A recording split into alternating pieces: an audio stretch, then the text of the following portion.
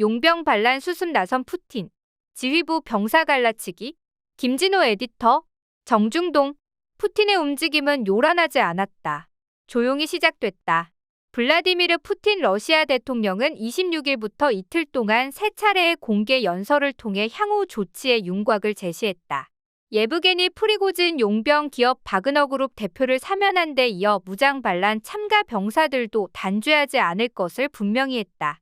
반란 참여 용병은 5천여 명으로 보도됐다. 다만 특정인을 지명하지 않은 채 반란을 주도한 지도부들의 이적 행위에 대해서는 어떤 방식으로든 조치가 있을 것임을 시사했다. 바그너그룹과 관련된 정부 관료들의 부패 혐의에 대한 대대적인 조사도 예고했다.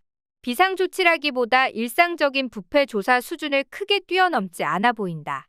푸틴 대통령은 27일 모스크바 크렘린궁 앞 소보르나야 광장에서 국방부와 연방보호군, 내무부 보안군 및 연방보안국 장병 및 지휘부를 상대로 한연설에서 내란을 방지하고 헌법 질서를 수호한 것을 치하했다. 곧이어 크렘린궁으로 이동, 이들 기관 수뇌부와 가진 회동에서도 내란을 방지한 것을 거듭 치하했다. 이 자리에는 세르게이 쇼이구 국방장관도 참석했다. 그러나 어떤 일이 일어났고 당신들이 임무를 완수하지 않았다면 어떤 일이 일어날 수 있었는지 우리 모두가 이해했으면 한다면서 어조를 달리했다. 특히 반란 과정에서 숨진 영웅들에 대해 각별한 감사를 표하고 국방부의 유가족 지원에 만전을 다하라고 지시했음을 강조했다. 바그너 용병들에 대해서도 그들이 용기와 영웅적 자질을 보여준 만큼 우리 모두가 존경해왔다고 확인했다. 러시아 정부는 공식 발표하지 않았지만 반란군이 모스크바로 진군할 때 1대의 항공기와 6대의 헬기가 용병들에 의해 격추돼 타고 있던 13에서 20명이 숨진 것으로 전해졌다. 푸틴은 그러나 바그너그룹에 대한 지원이 전액 국고에서 나온 것임을 새삼 강조하면서 국방 및 보안부처를 상대로 사정의 칼날을 겨눌 것임을 시사했다. 푸틴에 따르면 지난해 5월부터 올해 5월까지 1년 동안 총 862억 6,200만 루블이 바그너 용병들에게 지급됐다. 703억 8,400만 루블이 봉급으로 158억 7,700만 루블이 보너스로 158억 7,700만 루블이 보험료로 각각 지급됐다. 푸틴은 또 바그너그룹의 지주회사인 콩코드는 같은 기간군 식당과 매점 식자재 공급 사업으로 800억 루블의 수익을 올렸다고 밝혔다. 그러면서 이 과정에서 누구도 아무것도 훔치지 않았기를, 아니 많이 훔치지 않았기를 바란다라면서 전면 조사에 착수할 방침을 밝혔다. 푸틴이 바그너그룹에 지출한 예산을 항목별로 소개한 것은 우선 바그너그룹이 충분한 보상을 받았다는 메시지로 국민적 지지를 받는 바그너그룹을 견제하는 동시에 정부 내 부패 혐의의 존재를 인정한 것으로 양날의 칼인 셈이다. 앞서 푸틴은 전날 TV 연설을 통해 국내외에 자신의 통치 기반이 건재함을 확인시켰다. 초기부터 유혈사태 방지를 위한 조처를 했음을 강조했다. 반란에 가담한 용병에 대해서는 지도부와 일반 병사를 분리해 처리할 방침임을 시사했다. 병사들에게는 정규군이나 보안기관 편입, 벨라루스행, 귀양 등 세 가지 선택지 가운데 하나를 자유롭게 결정하라고 말했다. 벨라루스행은 예브게니 프리고진 바그너그룹 대표와 함께 행동하는 것을 의미한다. 아직 벨라루스로 이동한 용병들의 규모는 알려지지 않았다. 프리고진은 26일 비디오 클립을 통해 바그너그룹 용병들은 체제 전복을 위해서가 아니라 비효율적인 전쟁 수행에 대한 불만을 접수하러 모스크바로 향했었다고 거듭 강조했다. 푸틴은 바그너그룹 지도부에 대해 조국과 국민을 배반했을 뿐 아니라 거짓말로 휘하의 용병들을 동족상잔과 죽음의 위기로 몰아넣었다고 비난했다. 그러나 과거에도 알았고 지금도 알고 있는 바 대부분의 바그너그룹 용병들은 우크라이나 돈바스 지방을 해방한 애국자들이라고 상찬했다. 푸틴이 27일 크렘린 광장 행사에 동원한 부대는 국방부가 아닌 크렘린의 통제를 받는 직할부대라는 점도 주목할 만하다.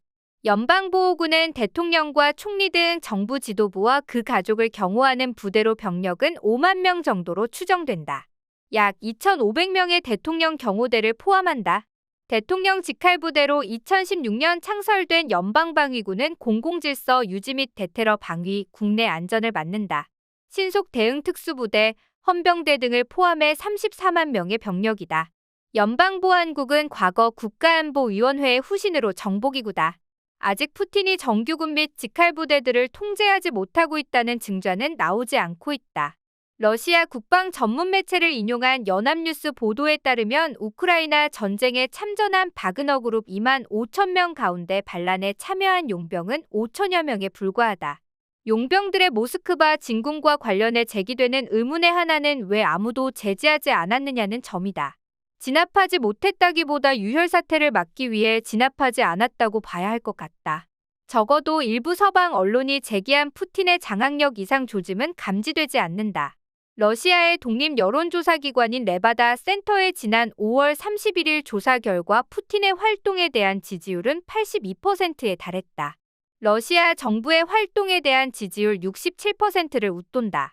우크라이나 전쟁에서 러시아군이 드니프로강 이남으로 후퇴했던 77%로 저점을 찍었던 지난해 9월을 제외하고 높은 지지율을 유지하고 있다.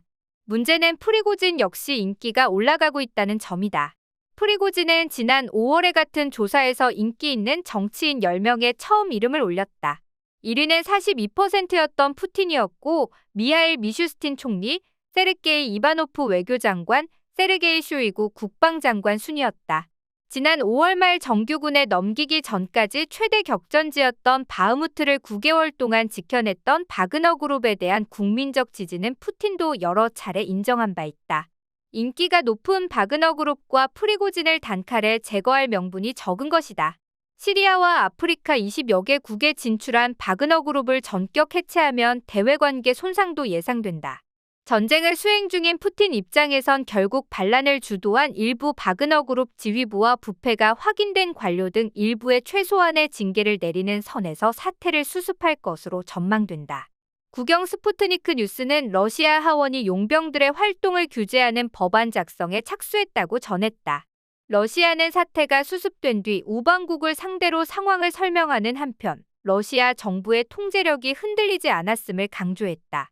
이와 관련 임천일 북한 외무성 부상은 지난 25일 알렉산드르 마체고라 주북 러시아 대사와 만난 뒤 무장반란 사건이 순조롭게 평정될 것이라는 점을 믿는다면서 러시아 지도부가 내리는 선택과 결정도 강력히 지지할 것이라고 말했다고 조선중앙통신이 전했다.